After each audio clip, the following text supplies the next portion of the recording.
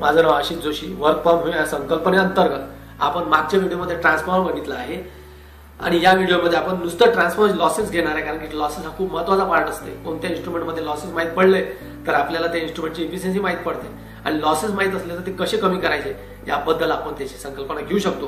तर आता बघा, लॉसेस ट्रान्सफॉर्मरमध्ये किती भागात डिवाइड केले जातात. तर मेन 2 भागामध्ये डिवाइड केले जातात. पहिला आहे कोर लॉस, दुसरा आहे वाइंडिंग लॉस. कोर लॉस म्हणजेच आयरन लॉस, कारण की कोर हा आयरनचा बनलेला आहे, आणि वाइंडिंग लॉस म्हणजेच कॉपर लॉस, कारण की मॅक्झिमम वाइंडिंग कॉपरची बनलेली असते.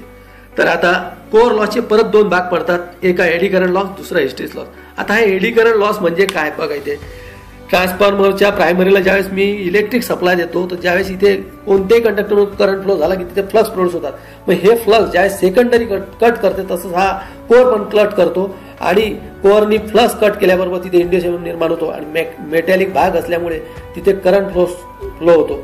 हा करंट आपल्याला नको असतो म्हणून याला एडी करंट लॉस असे म्हणतात. आता दुसरा आपला लॉस आहे तो हिस्टेरिसिस लॉस. हिस्टेरिसिस लॉस म्हणजे काय, ज्यावेळेस मी इथे एसी सप्लाय फ्लो करतो 50 सायकल पर सेकंद असते, म्हणजेच हा कोर एक मॅग्नेटिक पोल तयार करतो, 2 मॅग्नेटिक पोल तयार करतो नॉर्थ साऊथ. सायकलच्या पहिल्या भागाला नॉर्थ, दुसऱ्या भागाला साऊथ, म्हणजे एका सेकंदामध्ये नॉर्थ साऊथ हे 50-50 वेळा होतात. आणि नॉर्थ झालेला पोल परत साऊथ करताना नॉर्थची पोलॅरिटी नष्ट करताना थोड्याफार प्रमाणात लॉसेस खर्च करतात, त्यालाच हिस्टेरिसिस लॉस असे म्हणतात.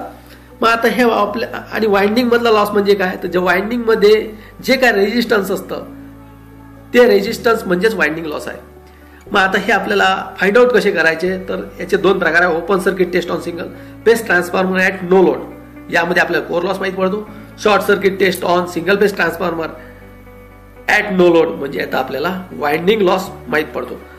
आता ओपन सर्किट टेस्ट कसं आहे बघा, यामध्ये आपल्याला एक डिमॉन्स्ट्रेटर लागणार आहे, एक 2 व्होल्ट मीटर, एक ॲमीटर, एक वॅट मीटर आणि एक सिंगल फेज ट्रान्सफॉर्मर.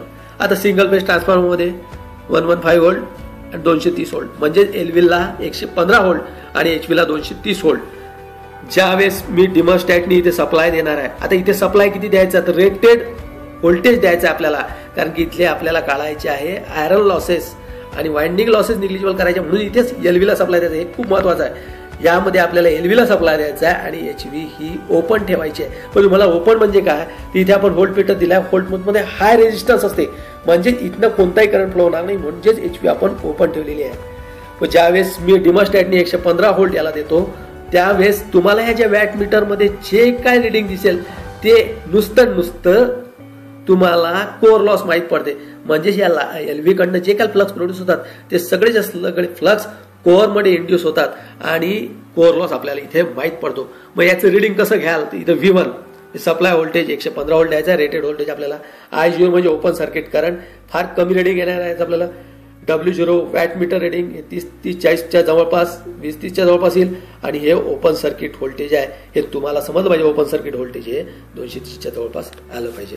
आणि दुसरा पार्ट आहे आपला short circuit test on single phase transformer. यामध्ये आपल्याला वाइंडिंग लॉसेस, कॉपर लॉसेस माहीत पडणार आहे. या आणि त्यामध्ये एक महत्वाचा फरक असा आहे की इथे मी तिथे एलव्हीला सप्लाय, इथे एचव्हीला सप्लाय द्यायला पाहिजे. का बरं एचव्हीला सप्लाय द्यायला पाहिजे, कारण की मला इथे वाइंडिंग लॉसेस काढायचे आहे आणि कोर लॉसेस निग्लिजिबल करायचे आहे. आता तुम्हाला वाइंडिंग लॉसेस काढायचे म्हणजे हाय व्होल्टेजला सप्लाय द्यायला लागेल, कारण की हाय व्होल्टेजला सप्लाय दिल्यानंतर इथे टर्न जास्त आहे आणि एलव्हीला टर्न कमी आहे, म्हणजे जे काय करंट जाईल ते हाय व्होल्टेज वाइंडिंग म्हणून जाईल.